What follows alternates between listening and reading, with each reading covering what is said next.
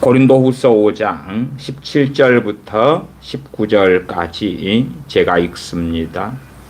그런즉 누구든지 그리스도 안에 있으면 새로운 피조물이라 이전 것은 지나갔으니 보라 새 것이 되었도다. 모든 것이 하나님께로 났나니 저가 그리스도로 말미암아 우리를 자기와 화목하게 하시고 또 우리에게 화목하게 하는 직책을 주셨으니 이는 하나님께서 그리스도 안에 계시사 세상을 자기와 화목하게 하시며 저희의 죄를 저희에게 돌리지 아니하시고 화목하게 하는 말씀을 우리에게 부탁하셨느니라. 아멘.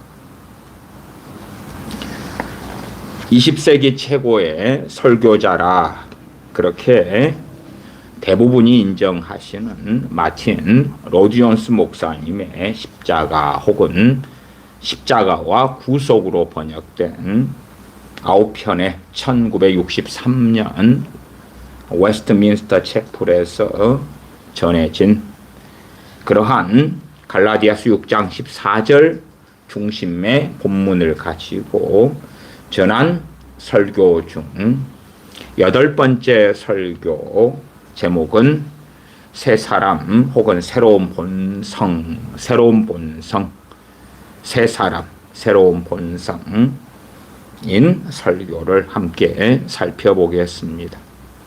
제 개인적으로는 총 9편의 이 십자가에 대한 설교 가운데서 이 8번째 편이 제게는 가장 유익했다, 이렇게 개인적으로는 말씀을 드리겠습니다. 읽어가겠습니다. 이제는 사도 바울이 십자가 안에서 발견한 자랑의 내용을 전부 살펴보았다고 생각하시기가 쉽겠지만 결코 그렇지 않습니다.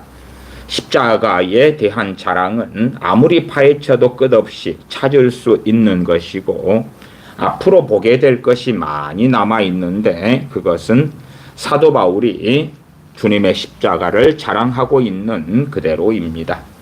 그가 십자가를 자랑하는 것은 그에게 있어서 십자가가 신앙인으로서 그가 누려온 축복들이 오는 근원이며 핵심이기 때문에 그러합니다. 이제 여기에서 여러분께 강조하려는 것은 바로 이것입니다. 이 세상에서 우리에게 십자가와 관계없는 선한 일은 한 가지도 있을 수가 없다는 것입니다. 최소한 우리가 주 예수 그리스도의 십자가를 통하여 구원받지 않고서는 선한 일이라는 건 결코 할 수 없다. 흉내는 낼 수 있을지 몰라도 하나님께서는 선한 일로 결코 인정하지 않으신다. 이 십자가는 모든 축복의 근원이며 원천이며 중심입니다. 믿는 사람들이 누릴 수 있는 축복 가운데 십자가를 떠나서 주어지는 것은 단 하나도 없습니다. 축복의 본질은 영원한 축복이 되겠지요. 잘 먹고 잘 사는 이 땅에서 부귀영화를 이야기하는 것 이전에 영원한 가치가 있는 축복이지요. 하나님의 자녀가 되는 것, 하나님의 은혜의 보좌 앞에 나아갈 수 있는 것, 죄가 용서받는 것, 천국을 유업으로 받는 것 등등등. 그 영원한 축복은 십자가를 떠나서 주어지는 것은 한 가지도 없습니다. 이 십자가 없이는 우리에게 진정한 축복이란 존재할 수 없는 것입니다. 이것이 무엇보다도 가장 중요한 문제입니다. 사도 바울이 굳이 우리 주 예수 그리스도의 가르침 외에는 자랑할 것이 없다, 그렇게 말하지 않은 까닭이 무엇이겠습니까? 우리들 가운데에서는 그렇게 말하는 것을 더 좋게 여길 사람들도 있을 텐데 그렇게 하지 않는 이유가 무엇이겠습니까? 현대인들은 산상수훈을 좋아합니다. 당시에 1900년도 중반이 그러했다. 지금도 주님의 산상수훈에 몰입되고 너무 많은 강조를 하면서 왜곡시키는 사람들이 대한민국에도 목회자들 가운데서 발견하는 것은 어렵지 않습니다. 산상수훈에 대한 그러한 깊은 통찰이 있는 것을 함께 들어보십시다. 현대인들은 산상수훈을 좋아한다. 사람들은 그것이 바로 우리가 필요로 하는 것이며 가장 훌륭한 윤리적이고 도덕적인 기준이고 인간들이 생각하지 못한 멋진 것이라고 한다. 믿지 않는 사람들 가운데도 산상수훈을 좋아할 사람들이 많이 있다. 힌두교도로 일생을 마쳤던 간디도 산상수훈을 좋아했다.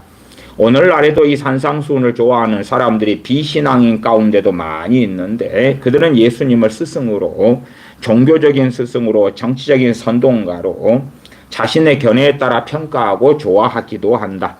그리고 무엇보다도 주님의 가르침 가운데 산상수훈을 손꼽아 가리키며 칭찬하기도 한다. 그들은 산상수훈이야말로 세상이 필요로 하는 그것이라고 한다. 만일 모든 사람들이 산상수훈을 실천하기만 한다면 우리가 가지고 있는 모든 문제는 해결될 것이라고 주장하기도 한다. 그렇다면 왜 사도 바울이 산상수훈 외에는, 주님의 산상수훈 외에는 나로 자랑할 것이 없다, 하나님의 아들이 주신 그 산상수훈의 가르침, 비교할 수 없는 그 가르침 외에는 자랑할 것이 없다, 이렇게 말하지 아니했을까요? 우리는 이 문제에 대해 앞서 살펴본 대로 아주 간단하고 분명한 답변을 가지고 있습니다. 우리를 구원하시는 것은 하나님의 아들 되신 주님의 가르침이 결코 아닌 것입니다. 실제로 우리는 경건한 마음으로 이렇게 말할 수 있을 것입니다. 이렇게 말할 수 있어야 하는 것입니다. 주 예수 그리스도의 가르침은 실패했습니다. 주님의 가르침은 완전한 실패작이었습니다. 참 잘 경건하게 이해하셔야 됩니다. 주님의 그 가르침을 통하여 구원 얻을 수는 없었다, 그 말이. 율법보다 훨씬 무거운 것이 산상수훈 같은 말씀이에요. 왜? 율법에서는 살인하지 말라 하고 주님 말씀하신 산상수훈에 살인하지 말라, 살인죄는요 아주 그냥 격이 틀립니다. 그래서 마음의 범죄, 물론 10계명의 10번째 탐심의 계명도 마음의 죄를 이야기해요. 그래서 10계명을 지킬 수 있는 사람도 없습니다. 어느 때 지키고 있다 그러지만 몇 시간 지난 다음에 다음날, 그 다음날 되면 또 범하고 있다, 그 말이. 최소한 10번째 계명은.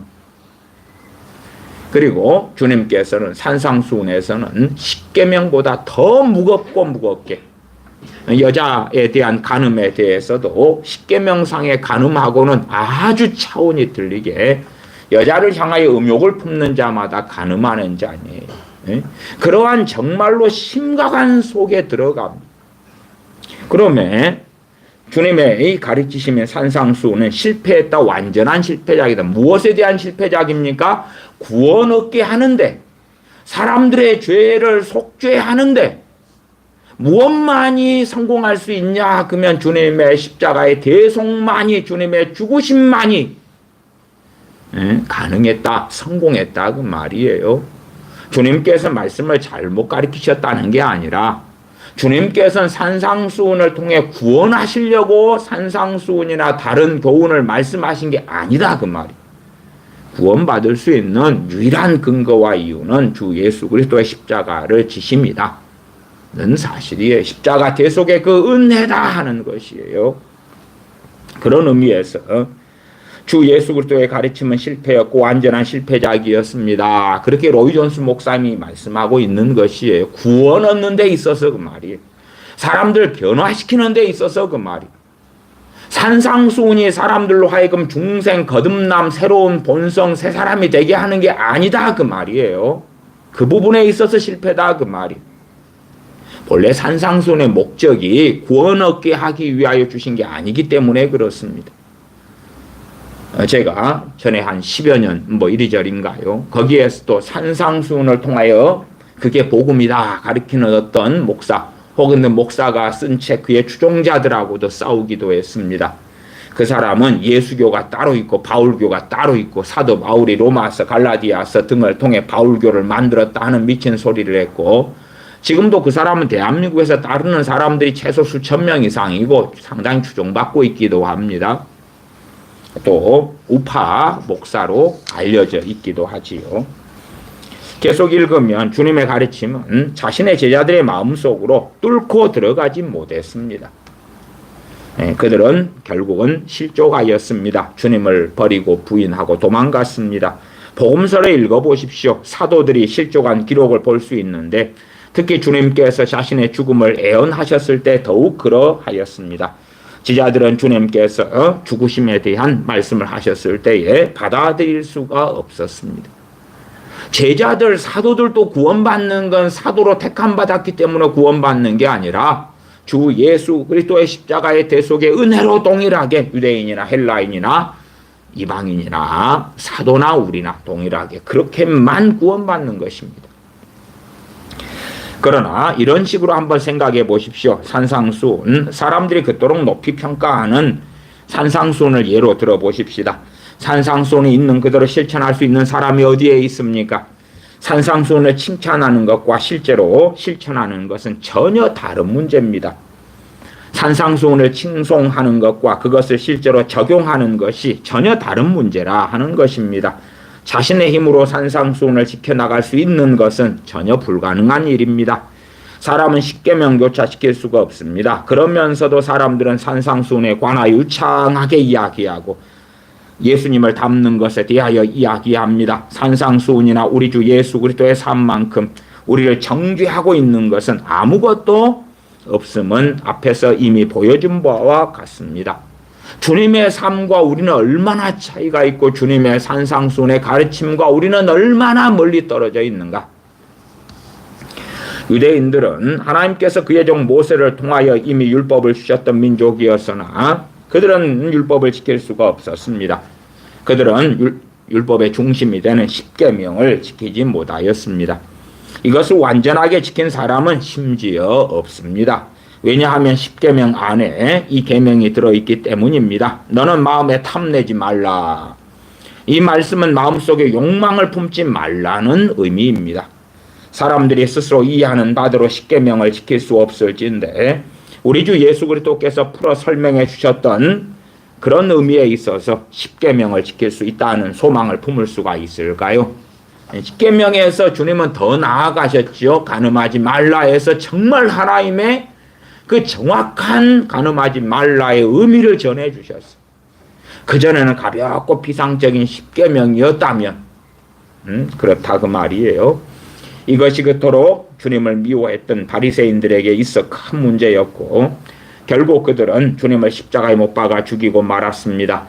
그들은 스스로 십계명과 도덕을 잘 지키고 있다고 생각하고 있었던 것입니다.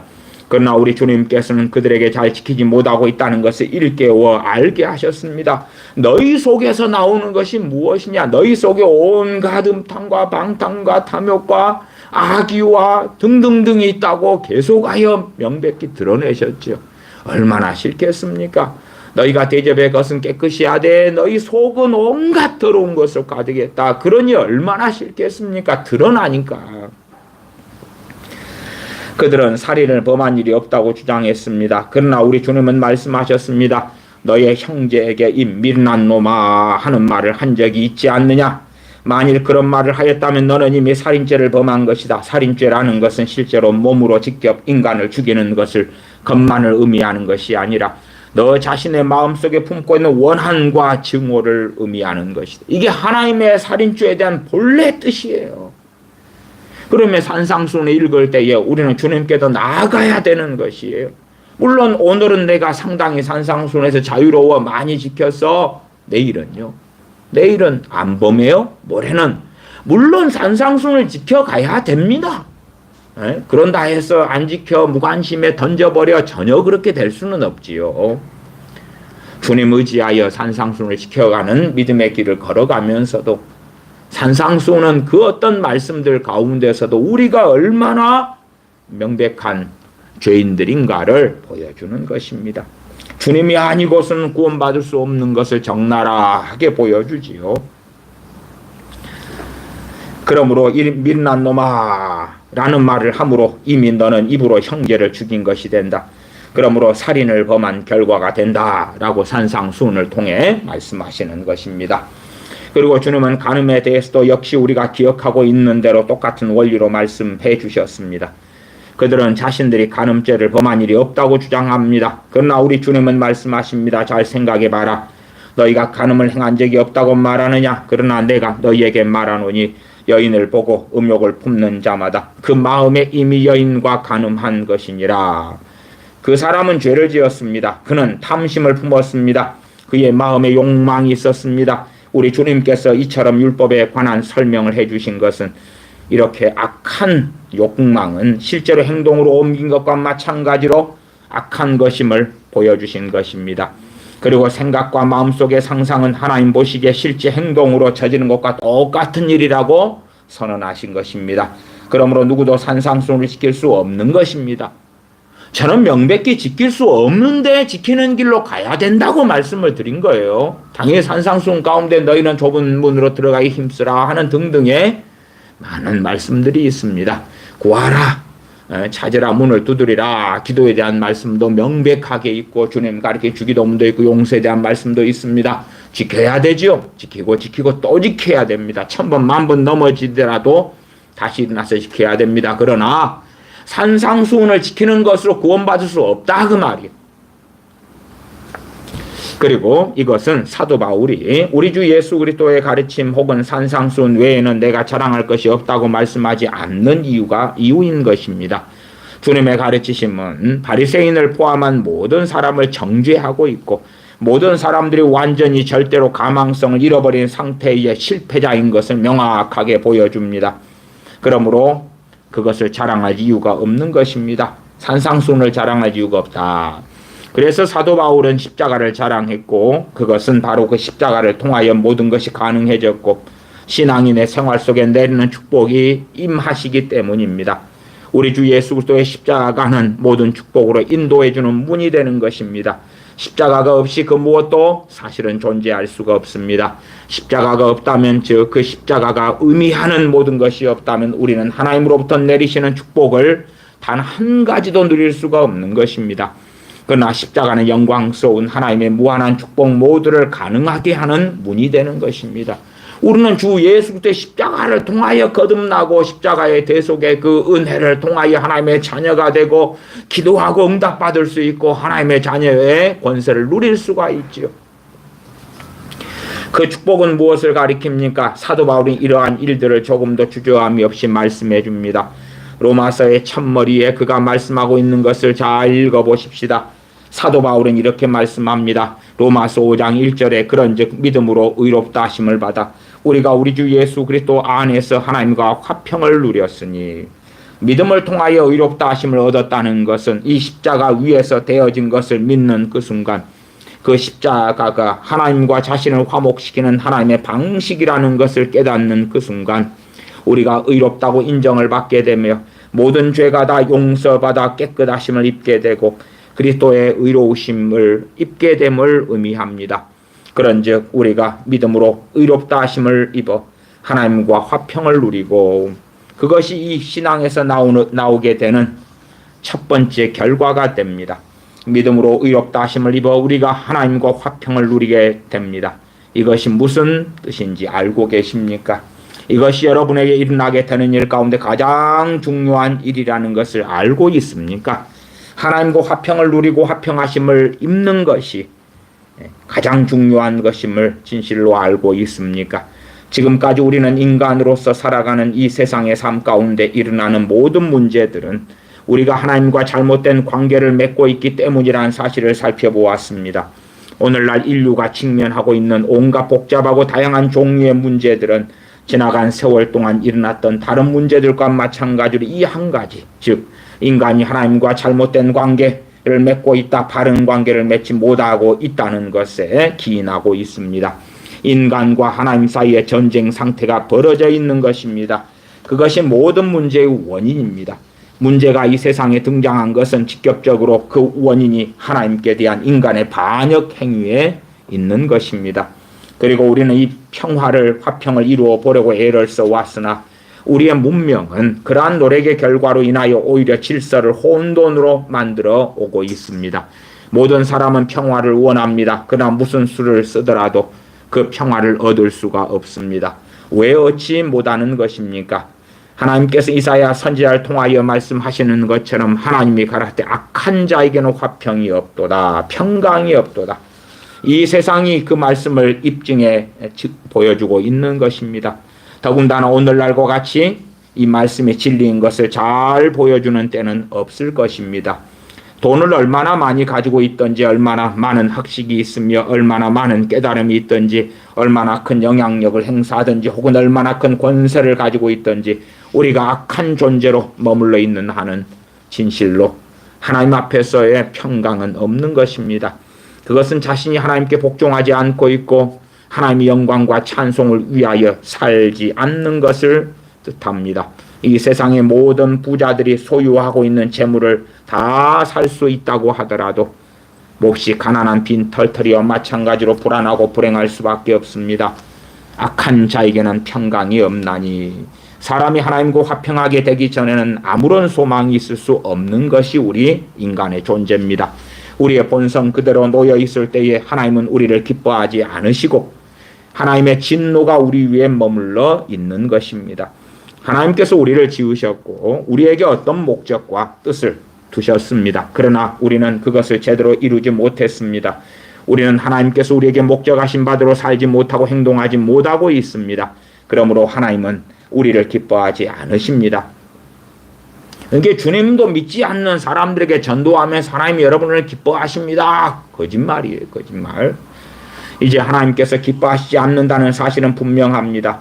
무한한 지혜와 공의와 사랑과 자비를 베푸시는 전능하신 하나님, 온 세상을 지으시고 남자와 여자를 지으신 그분은 오늘날 우리가 보고 있는 이런 세상을 지으신 것이 아니었습니다. 그러니까 우리가 이제 지금 보고 있는 세상을 보면서 하나님께서 지으셨어. 아니요. 하나님께서 지은 것이 무너져 버렸고 타락해 버렸고 이상하게 변했어. 좀 어려운 이야기 같습니다만은 하나님께서 여러분이 아시는 그러한 아주 악성 바이러스나 바퀴벌레나 모기 같은 걸 지으시다 생각하시면, 가시원컴피를 하나님 만드시다 생각하시면 정말로 헛된 생각이십니다. 여러분이 보고 있는 이 많은 것들은 하나님이 지으셨으나 또한 하나님이 지은 그 상태가 아닙니다. 그 상태가 아니에요. 여러분이 새로운 냉장고를 사셨는데 그것을 누가 박살내고 깨버렸다 그러면은 그 박살나고 깨버린 냉장고가 맨 처음 우리가 산 그 냉장고가 아니잖아요. 상태가 바뀌고 문제가 생겨버린 것 그 이상입니다. 그래서 여러분과 내가 보고 알고 있는 이 세상은 하나님께서 만드신 세상이 아닙니다. 우리가 알고 있는 이 세상은 하나님이 지으신 세상을 인간들이 제멋대로 변조시켜버린 것에 불과합니다. 환경 문제를 이야기하는 것이 아닙니다. 우리의 죄로 인하여 세상도 마찬가지로 비극과 재앙이 들어왔다는 것입니다. 그것은 하나님이 기뻐하실 만한 세상이 아닙니다. 하나님은 태초에 모든 것을 지으셨습니다. 그분은 이 세상을 완전하게 만드셨습니다. 지금은 완전하지 않죠. 죽음이 없이 만드셨죠. 사망이 없었죠. 인간에게도. 이제는 사망이 있지요.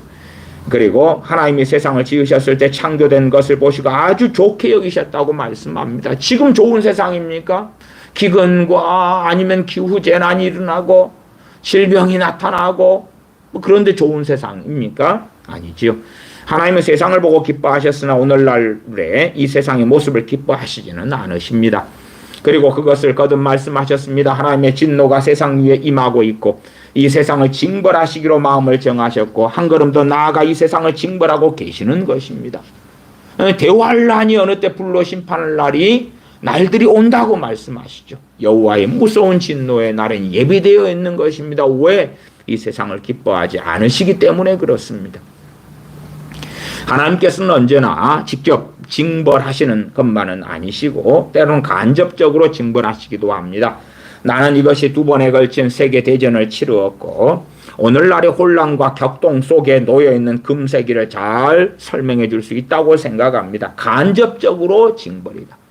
그래서 이 코로나 때문에 많은 비극들이 일어났는데 그러한 것도 저는 간접적인 징벌이다. 그렇게 이해하고 봅니다. 하나님은 인간들에게 이렇게 말씀하십니다. 너는 내가 없이도 잘 살아갈 수 있다고 말해왔다. 좋다. 이제 내가 없이 너희 마음대로 살아가거라. 그러나 이제 사람들이 자신이 한 결혼 서약에 충실할 것을 기대해서는 안 된다. 서로 싸우고 무기 경쟁하는 일을 멈추리라고 기대는 하지 말라.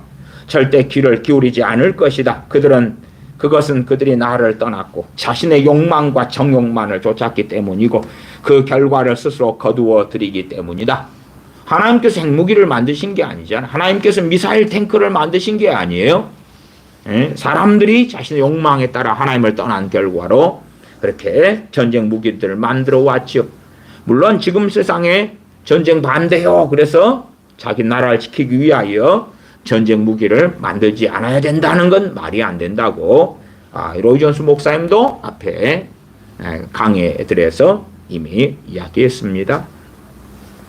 이것이 오늘날 세계에서 일어나고 있는 일이고 하나님의 진노가 그 위에 임하시고 있는 것입니다. 하나님께서는 오늘날 이러한 세계를 축복해 주시지 않으십니다. 세상은 하나님을 미워하고 하나님께 거역하고 하나님을 모독합니다. 영어에서도 주님의 이름이나 하나님의 이름을 가지고 모욕을 하죠. 제기랄, 빌어먹을 이런 뜻의 정말 영어권을 쓰는 사람들. 하나님은 축복을 거두어 가셨습니다. 우리가 보고 있는 세상은 하나님의 축복을 잃어버리는 세상입니다. 그것이 바로 하나님의 진노이기도 합니다. 그러나 또 다른 일면이 있습니다. 인간 편에서 한번 생각해 보십시다. 원래 인간의 본성으로 하나님이 없는 인간은 불완전한 존재로 하나님은 만드셨습니다. 우리들 모두가 모든 사람들이 불완전하다는 사실을 잘 알고 있습니다. 이것이 인생의 가장 큰 문제 가운데 하나입니다. 어떻게 하여야 우리는 평안을 찾을 수가 있습니까? 어디에서 우리가 평안을 찾아볼 수 있으며 어디에서 고요함을 누릴 수가 있습니까? 어디에서 마음과 생각과 영혼의 평안함과 안식을 찾을 수가 있습니까? 모든 것이 평안하고 문제될 것이 하나도 없는 그러한 상태가 될 수 있는 곳은 과연 어디에 있습니까? 도대체 어디에 가면 그렇게 될 수가 있습니까? 인간은 찾을 수가 없는 것입니다. 인간에게는 안식이 없습니다. 그 이유가 무엇입니까? 인간은 하나님의 형상대로 지으심을 받았고 하나님께 의존해야 되는 존재로 지으셨기 때문입니다. 사탄 마귀도 천사장으로 있었을 때에 하나님께 의존하는 존재로 만드신 거예요. 사람도 마찬가지로 완전한 사람 아담 하와라 할지라도 그러나 하나님을 떠나서 살려고 하는 결과가 저주와 비극이었을 뿐이죠. 지금 인간은 다른 곳에서 만족을 구하려 애를 쓰고 있습니다. 구약 성경의 전도서를 읽어보십시오. 거기에서 우리는 모든 것을 여실히 볼 수가 있습니다. 인간은 부귀와 춤추는 것, 마시는 것, 여자와 술 가운데서 만족을 찾아보려 애를 씁니다. 인간은 모든 것을 다 시도해보지만 평안을 찾을 수가 없습니다. 그것은 사실상 불가능한 것이기 때문에 그렇습니다. 어떤 사람은 새 집 한 채를 얻게 되면 행복을 얻게 될 것이라고 생각합니다. 사람들이 이렇게 말합니다. 우리가 필요한 것은 주택 문제를 해결하는 것이다. 또 어떤 사람은 이렇게 말합니다. 교육입니다. 잘 배우면 고등교육을 받으면 문제가 해결될 것입니다. 우리는 이 모든 것을 시도해 봅니다. 그런데도 인간은 지금까지 진실한 평안을 찾지 못하였습니다. 우리는 그전 어느 시대보다도 좋은 집에서 살고 그 어느 때보다 교육을 잘 받고 있고 문명 혜택을 더 많이 받고 있습니다. 모든 면에서 전보다 나은 것을 누리지만 진실한 평안은 없습니다. 인간들은 여전히 불안합니다. 인간은 자기가 사는 집을 바꾸어 주므로 혹은 약간의 지식과 정보와 교육을 통해 변화시킬 수는 없는 것입니다. 인간은 여전히 그대로 남아있을 뿐입니다. 인간은 본래 이러한 존재입니다. 그의 직위가 무엇이든 상관이 없습니다. 그가 입고 있는 옷이 무엇이든 문제가 되지 않습니다.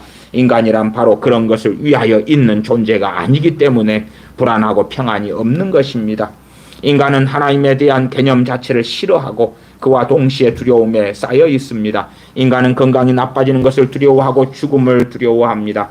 인간은 내내 두려움에 쌓여 살아가면서도 아무것도 두려워하지 않는다고 말을 합니다. 보통 젊을 때 어릴 때는 몰라도 한 50대 정도 되면 이제 건강에 적신호도 나타나고 늙어감을 확실히 경험하죠. 그래서 죽음을 두려워할 수밖에 없고 건강 때문에 우리나라 사람이다. 그럼 언제 내가 암이 걸리는 것이 아닌가? 언제 질병이 일어날까? 언제 치매가 올까? 하는 것에 대한 두려움을 그러다 50대 정도 되면 이제 그런 것을 확연히 보게 되지요. 인간은 내내 두려움에 쌓여가면서도 아무것도 두려워하지 않는다고 말을 합니다. 그렇지 않은 척 가장을 해보지만 실제로는 두려워하며 불안해하고 또 불행한 것입니다. 왜 이러한 것들을 두려워하는 것입니까? 여기에는 오직 한 가지 답변밖에 없습니다. 사망에 쏘는 것은 죄요, 죄의 권능은 율법이라. 고린도전서 15장 56절. 인간은 하나님을 부정하지만 그 속에 죄책감이라는 컴플렉스를 가지고 있고 죄책감을 느끼고 있습니다. 왜? 하나님의 형상을 가졌는데 파괴하고 무너졌고 잘못된 길을 걸어가니까 그 하나님 양심이 완전히 화인맞지 않은 사람이라면 그 죄책감이라는 것 자체가 하나님의 살아계심을 보여주는 그러한 것 중에 하나다 그 말이에요. 인간은 그 죄책감에서 쉽게 벗어나지 못합니다. 심리학자들도 인정합니다. 그들은 그것을 죄책감을 설명해 주지 못하고 있고 그들 자신도 생활 가운데 죄책감으로 고통을 당하고 있습니다. 인간에겐 죄책감이 있습니다. 하나님을 믿지 않지만 하나님 앞에서 죄책감을 느끼고 있는 것입니다. 인간은 평안을 누리기에 앞서 하나님과의 화평에 있어서는 더구나 두 가지 문제를 해결해야 합니다. 인간은 하나님과 원수된 위치에 있고 하나님의 진노가 인간 위에 머물러 있는 것입니다. 하나님 편에 어떤 일이 해결되어져야만 하는데 십자가의 메시지는 그것이 해결되었다는 것입니다. 우리 주님께서 십자가에 달려 죽으셨을 때 주님은 하나님의 기록한 법을 다 성취해 주셨습니다. 하나님의 공의로우심과 의로우심과 거룩하심이 완전히 충족된 것입니다. 하나님께서는 그의 진노를 자신의 아들의 몸에 쏟으셨습니다. 그의 영혼을 죄의 대속물로 바쳐짐으로 거룩하신 하나님의 모든 요구가 충족되었습니다. 그리고 하나님께 감사드리는 것은 그와 동시에 우리 편에서도 하나님의 역사가 이루어졌다는 사실입니다. 우리는 하나님의 간섭을 받지 않고 자기 마음대로 길을 걸어가려고 합니다. 어느 때에 그럼에도 우리가 십자가를 보게 되는 순간이 찾아왔습니다. 그분의 하나뿐인 지극히 사랑하시는 아들을 이 세상에 보내셔서 십자가에 달리게 하신 것을 보고 깨닫게 되었던 것입니다. 주님을 보내신 분은 하나님이셨습니다. 하나님이 그리스도 안에 계셨고 이 세상을 자기와 화목하게 하셨으니 그에게 우리 무리의 죄악을 담당시키신 분은 하나님이셨습니다. 십자가를 바라볼 때에 하나님께 대한 우리의 태도, 하나님에 대한 우리의 생각은 완전히 바뀌게 되는 것입니다. 사랑과 자비와 긍휼로 가득 찬 하나님의 모습을 거기에서 깨닫는 것입니다. 영원한 사랑으로 우리를 사랑하시는 하나님의 모습을 깨닫는 것입니다. 그러므로 우리는 십자가를 통해서 하나님의 진노는 완전히 쏟아지고 충족되어 우리의 잘못과 거역한 죄는 모두 씻기워진 것을 보는 것입니다. 그리하여 인간이 하나님과 하나가 되어 하나님과 화평을 이루게 됩니다. 위대한 히포의 성자 어거스틴은 이렇게 말씀합니다. 주님은 우리 자신을 위하여 지으셨고 우리가 주님 안에서 참된 안식을 누리기까지 우리의 마음은 불안합니다. 인간은 평안을 얻을 수가 있지만 그것은 하나님과의 화평을 누릴 때만이 가능한 것입니다. 하나님과의 싸움, 하나님에 대한 반역, 적대행위, 하나님의 진노를 모두 처리하여 모든 것을 사라지게 하는 것은 바로 그 십자가 위에서 주 예수 그리스도께서 죽으심 때문입니다. 그리고 하나님께서는 사랑과 긍휼과 용서하심으로 우리를 바라보시고 우리를 향해 웃으시는 것입니다. 우리가 믿음으로 의롭다 하심을 입어 하나님과 화평을 얻었노라. 사도 바울은 우리가 십자가를 자랑해야 한다고 말씀하고 그것은 하나님의 아들이 십자가에 달려 돌아가실 때 모든 믿는 자들은 그와 함께 십자가에 못 박혔기 때문이라고 말씀합니다. 로마서 6장 6절에서는 우리가 알거니와 우리의 옛사람이 예수님과 함께 십자가에 못 박힌 것은 이라고 말씀하지요. 그 앞에 말씀에서는 만일 우리가 그의 죽으심을 본받아 연합한 자가 되었으면 또한 그의 부활을 본받아 연합한 자가 되리라고 말씀합니다. 로마서 5장 12절부터 시작되는 성경에서 사도 바울이 벌이고 있는 중요한 논쟁은 로마서 8장의 도입부까지 계속되는데 그것은 이러한 의미를 담고 있습니다.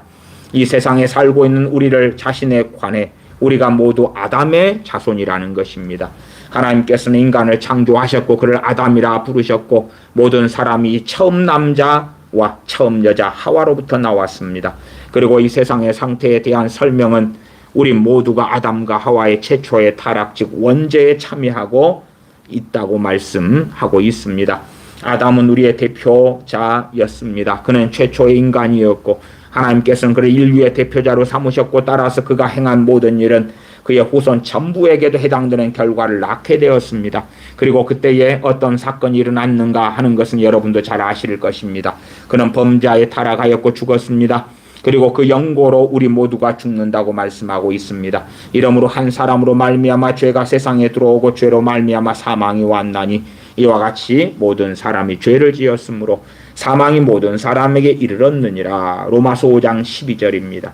우리는 모두 아담의 행위 속에 들어 있습니다. 우리 모두는 아담 속에 있었습니다. 아담은 인류의 머리이고 대표자이며 모든 인류의 중심이었습니다. 그리고 그가 타락할 때 우리 모두가 그와 함께 타락하였던 것입니다. 죄에 대한 징벌은 사망입니다. 그는 죽었고 우리 모두 그 뒤를 이어 죽게 됩니다. 사도 바울은 모든 사람이 죽는다고 말합니다. 어린아이까지도 죽습니다. 사망은 이 세상에 왔고 사망이 이 세상에 들어왔고 모든 사람이 아담의 범죄로 인하여 죽었습니다. 아담의 범죄함과 타락은 온 인류 위에 그 영향을 미치는 것입니다. 우리는 부패한 마음으로 태어나고 삐뚤어진 마음으로 태어나기 때문에 나면서부터 죄인입니다. 우리는 모두 아담의 자손으로 태어났고 그 안에 있고 아담 안에 있고 그에게 얽매여 있고 우리 역시 그 후로 불행하게 되었습니다. 그리고 우리는 거기에 대해서 전혀 손을 쓸 수가 없는 것입니다. 새 사람 되고 새로운 본성이 된다. 그에 대한 지금 설교의 메시지를 듣고 있습니다. 여기에 복음의 메시지가 나타납니다. 우리가 생각하는 새로운 본성이라는 것은 내 자신이 완전히 변했다 이런 생각을 하는데 성경 그게 아니라 우리란 사람이 그대로인 것처럼 보이지만 그러나 우리가 고하다, 입양되었다, 위치가 틀려졌다, 신분이 틀려졌다의 메시지가 중심이 있다는 것을 아실 것입니다. 여기에 복음의 메시지가 나타납니다. 그리스도 주님은 누구신가? 그분은 하나님의 아들이십니다. 그런데 그분이 왜 이 땅에 오셨습니까? 그분이 오심은 새로운 인류를 세상에 내놓으시기 위한 것입니다. 새로운 인류, 하나님께로부터 난 사람들을 내어놓으시려고. 그래서 그 전에 주님을 믿기 전에는 주님의 십자가 이전에는 우리는 아담에게, 첫 아담에게 속한 자였다가 둘째 아담 되시는 주님께 주님을 믿음으로 속하게 되었다고 말. 이게 새 본성이에요. 새 본성. 그분은 둘째 아담이십니다. 주님은 두 번째 사람인 것입니다. 처음 사람은 아담이었고 둘째 사람은 우리 주 예수 그리스도십니다. 고린도전서 5장 48절에 무릇 흙에 속한 자는 저 흙에 속한 자들과 같고 무릇 하늘에 속한 자는 저 하늘에 속한 자들과 같으니 주 예수 그리스도의 십자가의 대속의 은혜를 입는다는 것, 주님을 믿는다는 것은 흙에 속한 자에서 하늘에 속한 자가 됐다. 이게 새 사람이다. 새 사람. 또한 때로는 새로운 본성 이렇게 됩니다. 그러므로 이것은 참으로 놀라운 일입니다. 만일 우리 주 예수 그리스도를 믿게 되며 그분은 주님의 대표자가 되십니다. 그리고 주님께서 하신 일 모두가 우리가 한 일이 되는 것입니다. 그러므로 주님 안에서 우리가 행하게 되는 것입니다. 우리는 우리 첫 아담 안에서 타락하였다고 사도 바울은 말씀합니다. 우리 모두가 그리스도 안에서 부활할 수 있습니다. 그리고 만일 주님을 믿게 되면 우리는 주님과 함께 죽어 우리가 받게 될 징벌을 당한 셈이 되는 것이고 전에 우리의 모습이었던 낡은 옛사람을 벗어버리게 되는 것입니다. 더 이상 아담에 속해 있지 않고 그리스도에게 속하게 되는 것입니다. 이게 새 사람이 된다 그 말이에요. 이게 어떤 사람들은 새 사람의 의미를 그렇게도 생각합니다. 완전히 예수 믿는 순간에 그냥 노름하는 사람이, 알코올 중독자가, 마약하는 사람이, 동성애자가, 아니면 게임 중독에 걸린 내 자식이 게으르고 나태하고 잘못된 인생을 사는 내 자식이 바뀐다. 주님 믿는 순간에 그걸 이야기하지 않습니다. 그래서 새 사람이 된 다음에 이제 진실로 거듭난 사람이 바뀌어가는 변화의 여정을 걸어야 하는 것이지요. 너희는 마음을 새롭게 함으로 변화를 받아라. 그렇게 주님 믿는 사람들에게 로마서 등을 통해 하나님은 말씀하고 계시는 것입니다. 우리는 주님을 믿을 때에 더 이상 아담에 속해 있지 않고 그리스도에게 속하게 되는 것입니다. 우리는 새로운 출발점에 서 있게 되고 새롭게 시작하게 되고 또 새로운 사람이 되는 것입니다. 더 이상 아담에게 속하지 않고 그리스도 안에 있게 되는 것입니다. 이것이 참으로 놀라운 일이 아닐 수 없고 그것은 우리 가운데 그 누구도 이해할 수 없는 일입니다. 이것이 복음을 자랑하는 근원임을 여러분도 깨달을 수 있으실 것입니다. 이디오피아 사람이 자기의 피부를 변화시킬 수 있으며 표범이 그 얼룩점을 없앨 수 있습니까? 그럴 수 없습니다. 우리는 언제나 우리 자신이 살아온 모습 그대로일 뿐입니다. 아무리 발버둥 친다 해도 주님의 십자가의 대속의 은혜가 아니고서는 그대로일 뿐이다. 하나님 보실 때 그대로다 그 말이에요. 아무리 그렇지 않은 것처럼 가장을 하더라도 소용이 없습니다. 인간 자신의 모습 그대로 언제까지나 남아있게 되는 것입니다. 그러나 복음은 그렇지 않다고 말씀합니다. 자신의 원래의 성품이 다 죽는 일이 가능한 것입니다.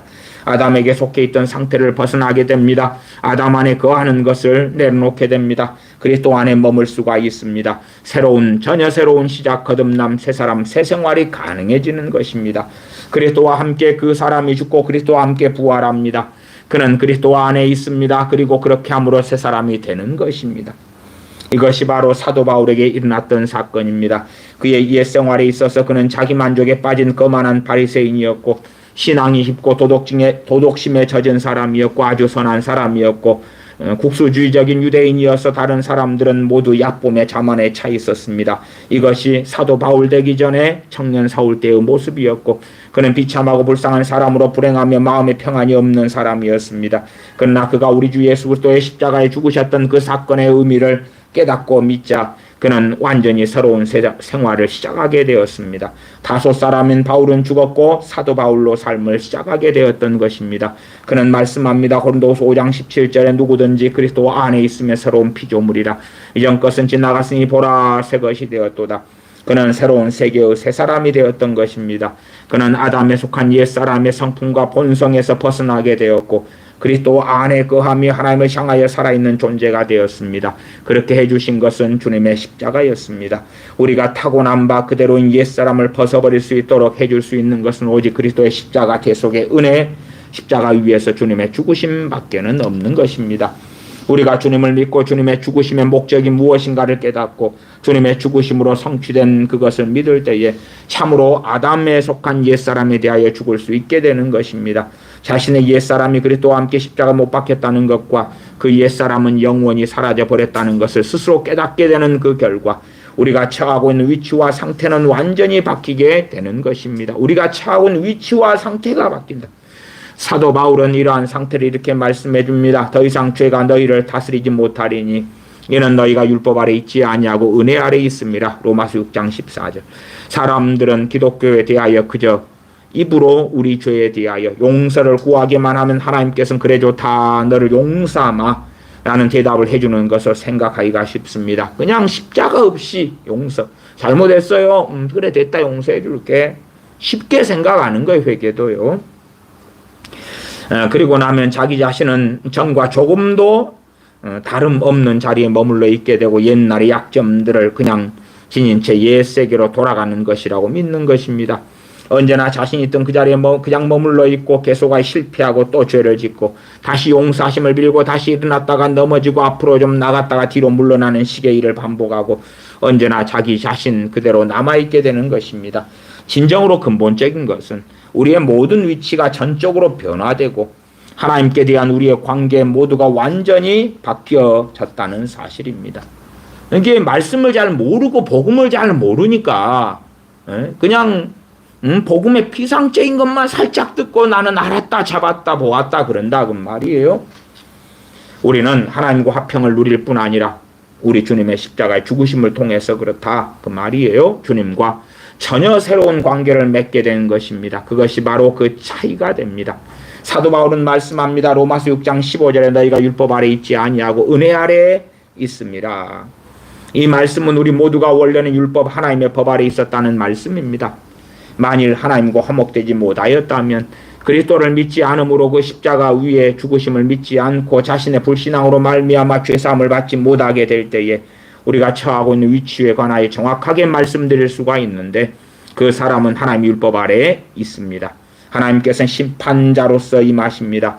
또한 하나님이 이렇게 말씀하십니다. 자 이것이 나의 계명이니 이것을 그대로 지켜라. 너가 그것을 지키지 못한다면 나는 너를 징벌하겠다. 이것이 율법 아래 있는 것입니다. 우리들은 모두가 우리나라의 국법 아래 놓여 있습니다. 그것이 우리의 위치입니다. 국법에는 반드시 행해야 할 명령이 있는데 만일 그것을 어길 때는 그 대가를 치르게 되고 죄를 범하였을 때는 거기에 해당하는 징벌을 받게 되는 것입니다. 이와 마찬가지 우리는 하나님의 율법 아래에 놓여 있는 것입니다. 그리고 하나님의 율법이 요구하는 것이 무엇인지 잘 알 것입니다. 그 중에 중심은 십계명입니다. 그분 외에 다른 신을 두어서는 안 된다. 그분 외에 새겨진 형상을 만들어서는 안 된다. 그분의 이름으로 망령되 일컬어서는 안 된다. 살인해서는 안 된다. 도적질해서는 안 된다. 간음해서는 안 된다. 거짓 증거를 해서도 안 되며 이웃의 아내나 그의 황소나 당나귀나 그의 남종이나 여종을 탐내서도 안 된다. 그 외에도 수없이 많이 있습니다. 그리고 주님께서는 그것을 이렇게 요약해 주셨습니다.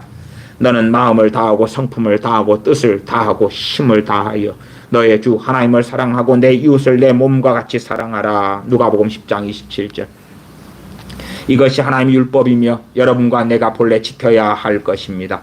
하나님께서는 이것이 나의 율법이요 내가 요구하는 것이고 이것으로 너희를 심판하실 것이라 말씀하고 만일 그것을 지키지 않을 때에는 우리를 징벌하시겠다고 말씀하신 것입니다. 그것이 율법 아래 있는 것으로서 우리의 임무였던 것입니다. 로마서 8장 3절 율법이 육신으로 말미암아 연약하여 할 수 없는 그것을 아무도 하나님의 율법을 지킬 수가 없고 아무도 그것을 지킨 적이 없었습니다. 온 세상 전부가 하나님 앞에 죄를 범하였습니다. 이 세상에서 의인은 한 사람도 존재하지 않았습니다. 모든 사람이 범죄하여 하나님의 영광 이르지 못했습니다. 그러므로 여러분은 바로 이러한 율법 아래에 있습니다. 그것을 지킬 수가 없는 가엾은 존재이고 실패자고 불쌍한 존재였습니다. 점점 나이가 들고 죽게 될 때 죽음 뒤에는 하나님의 심판 앞에 서게 되는 것입니다. 그리고 무슨 일도 할 수 없기 때문에 한없는 절망 가운데 남겨지게 될 것입니다. 이것이 율법 아래 있다는 의미입니다. 그러나 이 십자가, 우리 주 예수 그리스도의 십자가는 전혀 다른 변화를 가져왔습니다. 십자가는 말씀합니다. 너희는 이제 율법 아래 있지 아니하고 은혜 아래 있다. 주 예수 그리스도를 믿는 너희는, 그의 십자가 위에 죽으심을 믿는 너희는 이미 그 자리에 올리워져 전혀 다른 위치에 놓이게 되었다. 우리는 은혜 아래 있으며 은혜란 값없이 주시는 혜택입니다. 그것은 징벌을 받을 수밖에 없는 자들에게 보여주시는 자비입니다. 은혜는 하나님께서 십자가를 통하여 은혜를 부어주셨습니다. 하나님은 아무런 자격도 없는 우리에게 은총을 베풀어 주셨습니다. 그것이 은혜 아래 있다는 말씀의 의미입니다. 그것은 하나님께서 더 이상 우리에게 심판관이 되시지 않고 우리 아버지가 되신다는 말씀입니다. 하나님은 우리를 영원한 사랑으로 사랑해 주시는 하나님이시고 우리를 바라보시며 우리에게 축복을 내려주시기를 원하시는 우리 아버지가 되셨습니다. 하나님은 이러한 말씀을 해주시는 분이십니다. 너희는 나의 자녀요, 나는 너희 아버지이니 너희에게 나의 성품을 전하겠다. 나는 너희의 머리카락까지도 다 헤아리고 있다. 그 숫자를 다 헤아리고 있다. 나를 떠나서는 너희가 아무것도 할 수가 없다. 이것이 바로 은혜 아래 있는 것입니다. 여러분이 이 차이를 알고 계십니까? 율법의 관계에 놓이는 것과 사랑의 관계 아래 놓이는 것의 차이인 것입니다. 여러분은 전혀 새로운 위치에 놓여 있고 십자가가 여러분을 그러한 위치에 놓아 주었던 것입니다. 여러분은 은혜 아래 있고 하나님 앞에서 두려움으로 몸을 떠는 일이 없게 되었습니다. 여러분 스스로가 무가치한 존재임을 알고 있지만 그분이 아버지이시기 때문에 이렇게 말씀합니다. 하늘에 계신 아버지 이름이 거룩히 여김을 받으시오며 아버지의 나라가 임하옵시며, 그리고 우리는 하나님께서 미소를 지으시는 것을 바라볼 수가 있는 것입니다. 하나님은 오래 참으시고 고통을 참으심을, 하나님은 오래 참으시는 것을 우리는 알고 있습니다. 하나님은 원래 여러분을 지으셨던 그대로 여러분을 온전하게 만드시기로 작정하셨고, 그래서 그의 사랑과 은혜와 자비하심이 여러분의 유익을 위하여 주 예수 그리스도의 대속의 은혜를 통하여 역사하는 것입니다. 십자가는 인생과 이 세상에서의 모든 삶의 문제를 변화시킵니다. 여러분은 하나님의 아들과 그분의 십자가 위에서의 죽으심을 믿고 하나님께서는 그의 성령님을 여러분 안에 부어주시고 그 성령님은 능하셔서 능력의 성령님이 여러분에게 되어주셔서 여러분을 도우시는 것입니다. 그러나 우리는 이전의 사람과 전혀 동일한 존재가 아니게 되었습니다. 주 예수 그리스도를 믿게 되면 새 사람이 되고 더 이상 율법 아래 있지 않고 은혜 아래 있게 되고 아담 안에 거하지 않고 그리스도 안에 거하게 됩니다. 그뿐 아니라 하나님의 성령님이 그 안에 거하시는데 그분은 능력의 영이십니다. 빌립보서 2장 12절 13절에 항상 복종하여 두렵고 떨림으로 너희 구원을 이루라. 너희 안에서 행하시는 이는 하나님이시니 자기의 기쁘신 뜻을 위하여 너희로 소원을 두고 행하게 하시나니. 여러분은 하나님의 자녀가 되는 순간에 여러분이 아담 아래 있지 아니하고 그리스도 안에 있다는 것을 깨닫고 그 안에 율법 아래에서 은혜 아래로 옮겨진 것을 깨닫게 되고, 그것이 여러분에게 어떤 결과를 가져오는지 알고 있습니까? 그것은 여러분을 위하여 천국의 문을 열어주며 여러분으로 하여금 기도할 수 있게 하는 것입니다. 그리고 우리가 잘 알고 있는 바대로 하나님께 기도를 드린다는 것은 어떠한 결과를 가져오는 것입니다. 그것은 1912년 4월에 대서양을 지나고 있던 가라앉을 것 같지 않게 보이던 타이타닉호의 승객들의 경우와 똑같았습니다. 주일 오후 악대가 음악을 연주해 주는 동안 모든 사람들이 즐기고 이렇게 웅장하고 안전한 배를 만들었다는 데에 대한 인간의 놀라운 성취력에 도취되고 기뻐하고 있었던 그들에게 갑자기 커다란 충격이 왔습니다. 그 배는 빙상과 충돌하였고 그 충돌되던 순간에 오케스트라는 춤곡과 세속음악을 연주하고 있었는데 빙상과 충돌한 후에 즉시로 내 주를 가까이를 연주하기 시작했습니다. 우리는 기도를 통하여 하나님께로 돌아간다는 것은 잘 알고 있지만 무엇보다도 중요한 문제는 우리가 기도를 할 수 있는가? 우리에게 기도할 권리가 주어져 있는가? 기도는 도대체 무엇인가 하는 것입니다. 기도란 하나님의 임재 속으로 들어가는 것을 의미합니다. 기도란 하늘에 계신 거룩하시고 전능하신 하나님 앞에 땅에 있는 우리가 그동안 하나님의 존재를 무시해왔고 하찮게 여기고 하나님을 배신하고 배척해왔던 우리가 회개하며 고백하며 나아가는 것입니다. 어떻게 우리가 하나님의 임재 속에 들어갈 수가 있습니까? 그 답은 우리의 있는 모습 그대로 주님의 임재하심에 들어갈 수는 없다는 것입니다. 왜? 주 예수 그리스도의 십자가가 아니면 하나님께 나아갈 수가 없다.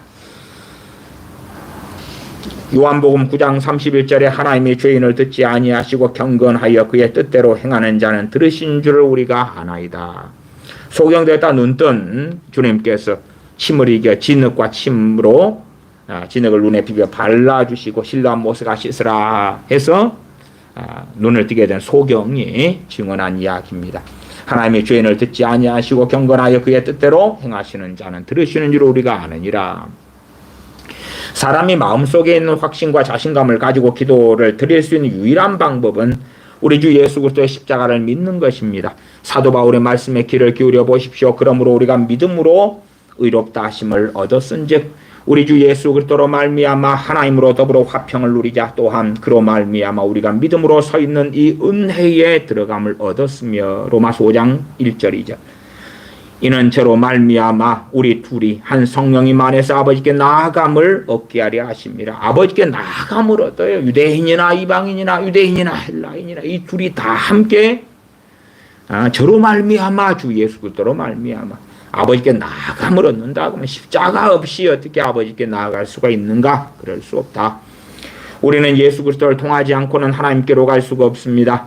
예수님께서도 그렇게 가르쳐 주셨습니다. 내가 곧 길이요 진리요 생명이니 누구든지 나로 말미암지 않고는 아버지께로 올 자가 없느니라. 어떤 하나님이든지 나는 상관없어 하고 기도하는 것은 진짜 기도가 아닙니다. 기도란 하늘에 계시며 모든 복을 내리실 수 있는 권능을 가지신 그 하나님께 향하여 드리는 것입니다. 다시 한번 이 귀한 진리의 말씀을 훌륭하게 나타내 주고 있는 히브리서 기자의 서신에 귀를 기울여 보십시다. 히브리서 4장 14절에서 16절입니다. 그러므로 우리에게 큰 대제사장이 있으니 승천하신 자 곧 하나님의 아들 예수님이시라. 우리가 믿는 도리를 굳게 잡을지어다. 우리에게 있는 대제사장은 우리 연약함을 채우라지 아니하는 자가 아니요 모든 일에 우리와 한결같이 시험을 받은 자로되 죄는 없으시니라. 그러므로 우리가 긍휼하심을 받고 때를 따라 돕는 은혜를 얻기 위하여 은혜의 보좌 앞에 담대히 나아갈 것이니라. 여러분에게 도움이 필요할 때는 어떻게 하십니까? 여러분이 실패하고 있을 때, 고난 중에 빠져 있을 때, 위기에 직면하였을 때 어떻게 하고 계십니까? 우리는 이러한 공공한 때에 은혜로 도우심을 내려주기를 바라게 됩니다. 그러면 그 도움을 어떻게 받을 수 있습니까? 여러분에게는 하나님께 말씀드릴 수 있는 어떠한 권한이 주어져 있습니까? 그것은 오직 한 가지뿐입니다. 우리가 하나님께 말씀드릴 수 있는 권리는 그리스도께서 우리의 징벌을 대신 담당하셨고 우리를 하나님과 화목시키셨고 우리가 하나님과 화평을 누리도록 하신 바로 거기에 기인한 것입니다. 그것은 히브리서 10장 19절에서 22절에 나타나 있는 그대로입니다. 그러므로 형제들아 우리가 예수님의 피를 힘입어 성소에 들어갈 담력을 얻었나니 그 길은 우리를 위하여 휘장 가운데로 열어놓으신 새롭고 산 길이요 휘장은 곧 저의 육체니라. 또 하나님의 집을 다스리는 큰 제사장이 계심에 우리가 마음의 뿌림을 받아 양심의 악을 깨닫고 몸을 맑은 물로 씻었으니 참 마음의 뿌림을 받아 양심의 악을 깨닫고 몸을 맑은 물로 씻었으니 참 마음과 온전한 믿음으로 하나님께 나아가자. 그분은 하늘의 문을 열어주셨고 우리로 하여금 기도할 수 있게 하셨습니다. 그리고 주님께서는 중보자가 드리는 모든 중보를 받으시고 답해 주시는 것입니다. 하나님께서는 중보자, 누구요? 주님요, 주님. 중보자, 주님을 이야기하면 요즘엔 사람이 중보자라고 하는 미친 소리들이 아주 이렇게 우리가 누군가를 위해서 도구하고 기도하더라도 같은 하나님의 자녀의 자리에서 하는 거지 무슨 중보 기도가 어디 있어요? 그래서 하나님께서는 우리가 하나님께 아버지께 기도할 때 누가 하나님 보좌 우편에서 우리가 드린 기도를 받아서 아버지께 중보해 주시는 거예요. 주님께서요. 오직 주님께서만이. 전능하신 아버지께서는 중보자 되시는 주님께서 드리시는 모든 중보를 받으시고 답해 주시는 것입니다. 무릎을 꿇어 하나님께 기도를 드리고 전능하신 하나님께 말씀드리면 되는 것입니다. 하나님의 거룩하심을 기억하게 될 때 어떤 답변을 드릴 수 있겠습니까? 그것은 십자가에서 이미 충족되었습니다. 하나님의 율법은 십자가에서 이미 해결이 되며 충족이 된 것입니다. 자신의 양심이 말하게 되면 지나간 일들을 다 캐어내게 되며 잊었던 기억이 되살아나 자신이 절망적이고 무기력한 존재라는 걸 뼈저리게 느낄 것입니다. 우리를 고소하는 자가 우리를 고소할 때에 어떻게 그것을 처리할 수 있겠습니까? 이것을 처리하는 길은 오직 한 가지뿐 우리가 부르는 찬송 가운데도 잘 나타나 있습니다. 유톤이 부른 찬양, 곡은 이제 가사입니다. 주님은 나의 방패이시며 피난처시요 주님의 곁에 서서 나를 고소하는 자의 얼굴을 향하여 이렇게 담대히 말하리라. 나는 이미 죽었노라고. 예수 그리스도 하나님의 아들인 그분의 피가 모든 죄와 불의에서 우리를 깨끗하게 하셨습니다. 그러므로 이러한 불의함과 무가치함을 거룩하신 하나님 앞에서 느끼고 수치심에 몸둘 바를 모를 때에 우리는 어떻게 해야겠습니까? 그때에 이러한 기도를 드릴 수밖에 없는 것입니다. 하나님의 어린 양이 언제나 나를 그의 피 흘리신 옆구리 곁에 붙들어 주시네. 여기만이 안전한 곳이네. 그리고 평안 가운데 내가 거하네. 적과 함정이 늘 둘러싸고 있고 나의 속에 있는 정욕과 두려움은 크기만 하네. 나를 찾아 구원해 주신 그 은혜가 오직 나를 정결하게 해 주시네. 이 어둡고 어두운 곳에서 태어나 마음까지 어두워진 나는 어찌 될까? 감당할 수 없는 거룩하신 분 앞에서 나의 벗은 영혼에 영원하신 그 빛이 비추어 주실 때에 우리가 그 거룩하신 처소에 올라가 살 수 있는 단 하나의 길이 있으니 주님의 제사이며 희생제물이요 거룩하신 성령이며 원동력이시며 하나님의 대변자 되신 주님이시라. 이분은 위에 계신 거룩하심을 보게 하시는 준비를 해주시네. 무지와 어둠의 자녀들 영원한 빛 가운데 거할지어다. 영원하신 사랑을 통하여 우리 주 예수 그리스도의 십자가 외에 결코 자랑할 것이 없으니 주님께서는 우리로 하여금 하나님과 화평을 누리게 하셨습니다. 우리에게 새 사람을 입게 해주셨습니다. 나는 그리스도 안에 있습니다. 이제 나는 더 이상 율법 아래 있지 아니하고 은혜 아래 있고 주님이 나로 살아갈 수 있게 해주시는 것입니다. 그렇기 때문에 이렇게 고백합니다. 우리 주 예수 그리스도의 십자가 외에 결코 자랑할 것이 없으니. 아멘.